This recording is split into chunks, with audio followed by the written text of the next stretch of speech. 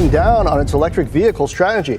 The company is rolling out its Chevy Equinox EV and ramping up production of battery cells and battery packs. Chevy's Silverado transmission scandal just exploded. Well, first of all, the Silverado that you see here is not a trend, it's a truck.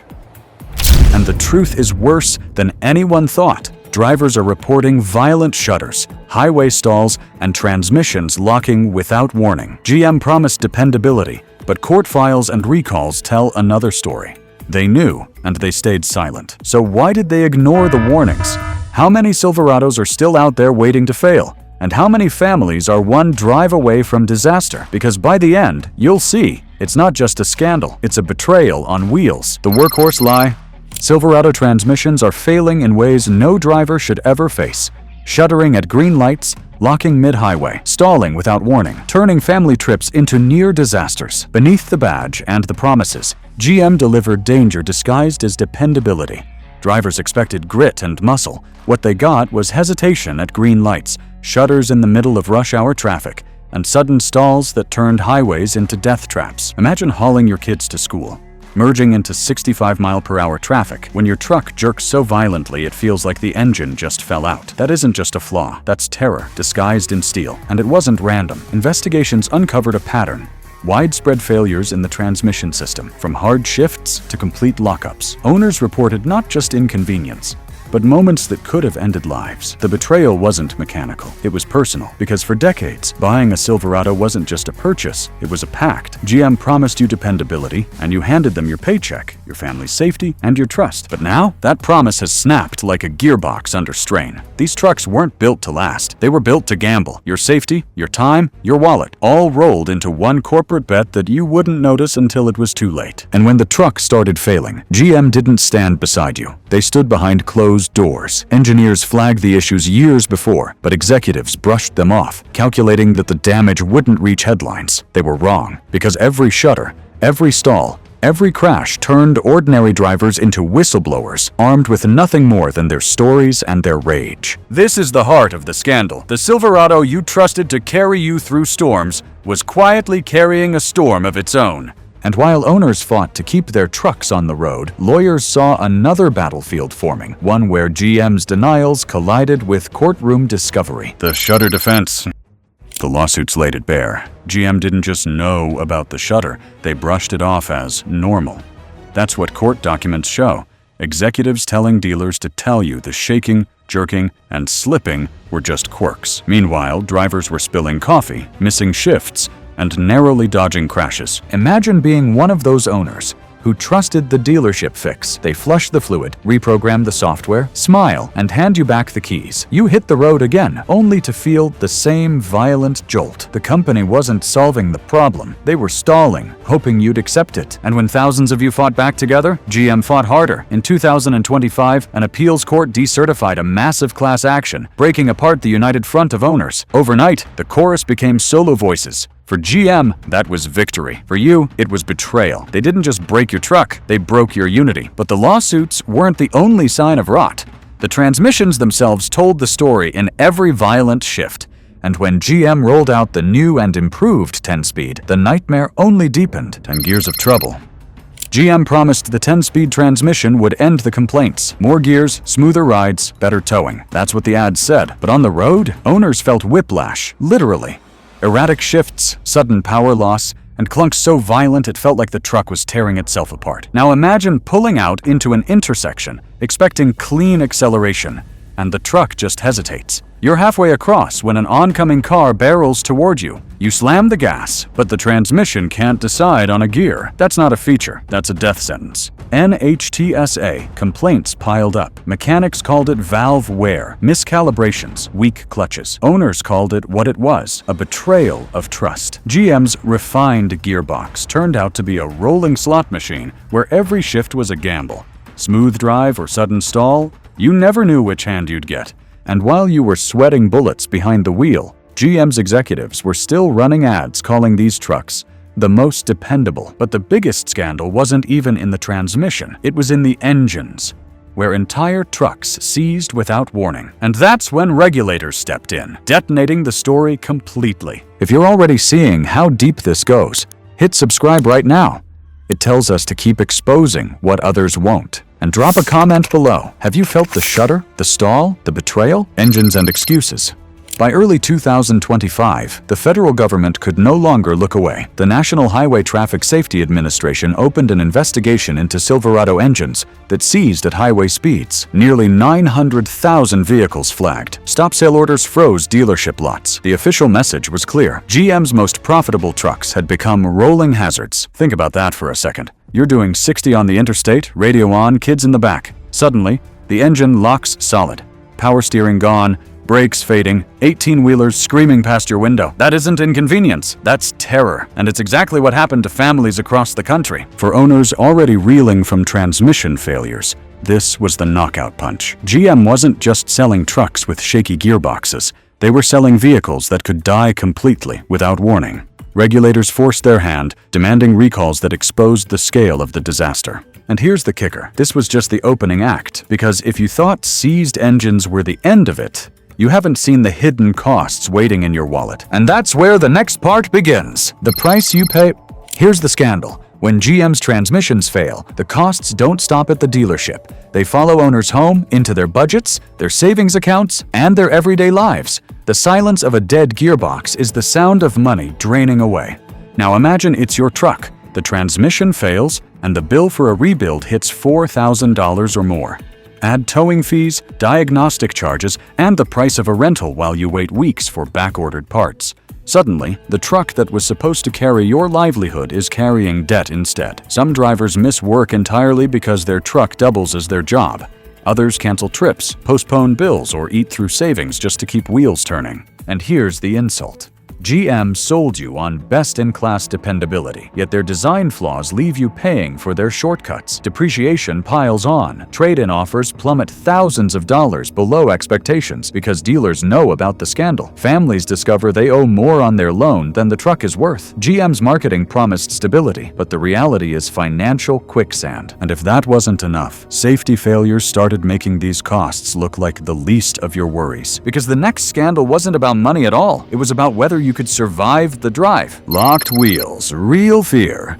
The recall revealed another scandal. Rear wheels locking at speed because of worn transmission valves. This wasn't a theory, it was a death trap. Trucks froze mid-lane, turning highways into crash zones. Picture it. You're driving 60 miles an hour when suddenly the rear wheels seize. Your truck skids sideways, and you're fighting to keep control while traffic swarms around you. In one report, a family spun across 2 lanes in the rain before slamming into the median. Another driver described how his truck lurched so violently that the car behind him swerved into a ditch to avoid impact. This isn't wear and tear. It's a corporate decision to ship parts that never should have left the factory. Safety advocates called it what it was: betrayal. Trucks advertised as family lifelines were instead threatening the very families who trusted them. Every locked wheel told the truth GM tried to bury. These vehicles weren't built to protect you, they were built to protect profits. And the obvious question followed. How did a company with a century of experience let deadly flaws roll off the line? The answer takes us deep inside the factory, where quality control was less about protection and more about gambling with your safety. Quality on the line. Here's the part GM doesn't want to admit. Their factories knew about flaws before trucks hit the lots. Machining marks, valve wear, tolerances outside spec, issues flagged by engineers but waved through to keep production quotas alive. Quality control became less about prevention and more about math. Executives calculated how many defects could slip through without sparking a full-blown crisis. That's not oversight, that's a wager with your life as the collateral. Now think about what that means for the people who bought these trucks. You weren't just buying a Silverado, you were buying into a gamble you never agreed to. Parts shipped out with microscopic flaws that engineers begged management to fix. Instead, GM pushed trucks onto lots and hoped failures would surface after warranties expired. They knew the odds. They chose to play them anyway. And while line workers tightened bolts with pride, executives made decisions that turned those same trucks into liabilities on wheels. GM didn't lose control of quality by accident. They traded it away for speed and cost savings. And when those shortcuts blew up, the scandal shifted into the courtroom, where GM's legal team fought just as hard to dodge responsibility. But the courtroom didn't deliver justice. It broke the unity of owners and handed GM another advantage. Confessions in the Bay. Here's the scandal. When GM announced recalls, they didn't equip dealerships with real fixes. Instead, service managers were handed vague memos, stickers, and instructions to swap oil. That wasn't a solution. It was a stalling tactic, and it left frontline staff holding the bag. Picture the scene. A Silverado owner storms into the service bay, furious after a transmission failure. The technician listens, nods, and then quietly admits there isn't much they can do. They reflash the software, pour in thicker fluid, and send the driver home with a smile they don't believe in. Behind the counter, service advisors hear the same story day after day. Breakdowns on highways, shudders during school runs, close calls with semis.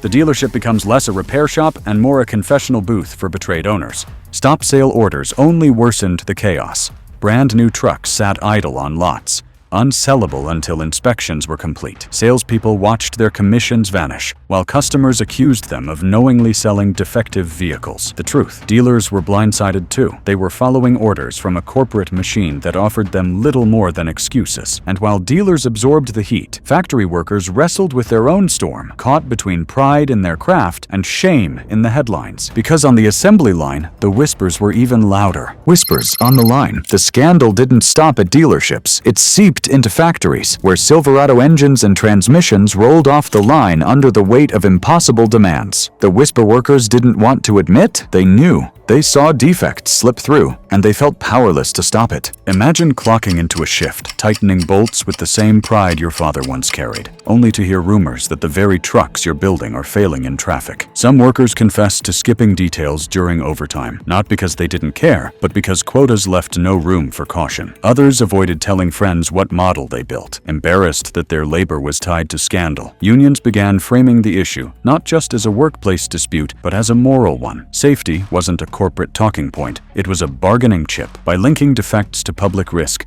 labor leaders gained leverage they hadn't held in years. Workers asked, why should we be forced to build machines that could strand families, or worse? The trucks rolling off those lines weren't just products. They were ticking reminders of management's choices. And while workers wrestled with ethics on the line, Washington saw a new opportunity, turning the scandal into political theater.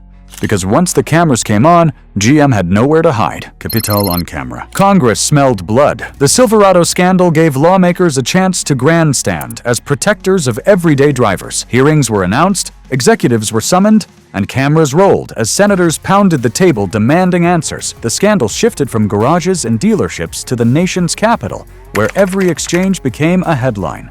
Picture the spectacle. GM's executives sit stiff under hot lights, while a senator from Michigan slams a stack of complaints onto the desk. These aren't statistics, he says. They're lives. Clips of corporate evasion spread across cable news. Each stumble by GM's lawyers became another soundbite played on repeat. Insurance companies piled on. With documented engine seizures and transmission lockups, actuaries adjusted risk models. Silverado owners suddenly faced climbing premiums, not because of accidents they caused, but because of defects they couldn't control. Politicians seized on the outrage, pointing fingers at GM for pushing hidden costs onto working families. In Washington, recalls aren't just about safety, they're about optics. GM became the perfect villain, a century-old automaker accused of putting profits over people. And while senators scored points on television, the most important shift wasn't happening in hearing rooms. It was happening in living rooms, garages, and online forums. Lawmakers thrive on spectacle, and the Silverado scandal delivered it gift-wrapped. Each pointed question became a viral clip, each pause by executives a damning silence. For politicians, this wasn't only oversight, it was performance. Cameras rolled, voters watched, and GM became the perfect villain in Washington's ongoing drama. Because that's where owners themselves decided enough was enough. The VIN revolt. The biggest twist in this scandal wasn't delivered by lawyers or politicians. It came from you. Owners turned a technical detail, a 17-digit vehicle identification number, into a rallying cry. They checked databases, shared results online, and spread the word that GM's reassurances weren't worth the paper they were printed on. Picture logging into a forum at midnight, typing in your VIN, and realizing your truck is one of nearly 900,000 under recall. Fear turns to anger, then to action. Groups formed across Facebook, Reddit, and YouTube where owners posted videos of shuddering transmissions, swapped tips on spotting bearing failures, and pushed each other to demand buybacks or extended warranties. This wasn't passive outrage, it was organized rebellion. Advocacy groups drafted letters, contacted regulators, and staged protests outside dealerships. Hashtags began trending, amplifying every story of a stalled truck or failed fix. GM wanted silence. Instead, they got megaphones in the hands of their own customers. What began as quiet frustration soon turned into digital fire. Hashtags spread, owners filmed breakdowns in real time, and online maps tracked clusters of failed trucks. The Vienne check wasn't just about information, it became ammunition, uniting scattered voices into a single demand. GM could no longer hide. And here's the power of that revolt. It transformed scattered complaints into a collective movement. Owners no longer felt alone. They had numbers, voices, and momentum. The Vienne check wasn't just a lookup, it was a declaration that GM could no longer bury the truth. And as this grassroots fire spread, the ripple effects would shake markets, boardrooms, and communities in ways GM never imagined. You've seen how far this scandal reaches. Factories, dealers, even Washington. And we're only getting started. Subscribe right now so you never miss the next piece of truth they'll try to bury. Stay ahead, stay safe, stay loud. The loyalty war. The scandal had barely cooled before competitors pounced. Ford and Toyota didn't waste a second. They launched conquest campaigns, dangling cash offers and loyalty swaps aimed directly at Silverado owners shaken by transmission and engine failures. The message was simple: ditch the truck that betrayed you and get peace of mind elsewhere. Ford dealerships rolled out trade-in bonuses for anyone driving a Silverado or Sierra, sometimes stacking thousands of dollars in incentives. Radio ads painted a picture of reliability, emphasizing that the F-Series wasn't plagued by mystery failures or cheap fixes disguised as recalls. Toyota took another angle, flooding pickup-heavy regions with ads highlighting their long-standing reputation for dependability. They hosted community events, showing up not just as a brand, but as neighbors ready to earn trust GM squandered. And then came the pivot. Electric trucks. Ford flexed its F-150 Lightning, positioning it as the future-ready alternative to GM's scandal-scarred V8s. Toyota teased hybrid pickup expansions, subtly telling buyers, while a GM patches old engines, we're moving forward. These weren't just trucks. They were lifelines for owners desperate to escape the shadow of recall notices. Competitors knew this wasn't just a sales pitch. It was psychological warfare. By offering cash on the hood and promises of reliability, Ford and Toyota weren't only selling trucks, they were buying betrayal. Every conquest trade-in wasn't a transaction, it was a message. Silverado loyalty had been broken. Competitors saw the blood in the water. They didn't just circle, they struck hard, knowing loyalty in the pickup market is priceless and once lost, rarely returns. But while rivals snatched market share, Wall Street was watching GM's bleeding balance sheet. The numbers that haunt. Behind closed doors, GM executives stared at numbers that looked more like warning sirens. The recall alone carried a price tag in the billions once parts, labor, and stop sales were factored in. But the real nightmare? Litigation reserves. Every class action, every individual lawsuit stacked onto the ledger like weights pulling margins under. Analysts didn't mince words. Research notes downgraded GM stock, citing margin erosion and litigation exposure. What once looked like a dependable cash cow now appeared fragile, vulnerable to cascading costs that could stretch for years. Investors had been sold a story of efficiency and discipline. Instead, they got headlines about seized engines, thicker oil band-aids, and angry customers demanding buybacks. It wasn't just cash flow, it was confidence. Credit agencies flagged concerns. Insurers tightened terms, and shareholders whispered about leadership changes. Every decimal on those spreadsheets represented not just money, but trust burned at both ends. Customers leaving on one side, investors pulling back on the other. For Wall Street, numbers tell stories louder than press releases. Every rising reserve and trimmed forecast whispered the same truth. Trust was evaporating. Investors didn't just see recalls, they saw a company losing its financial armor. Each quarterly report became less about growth and more about damage control.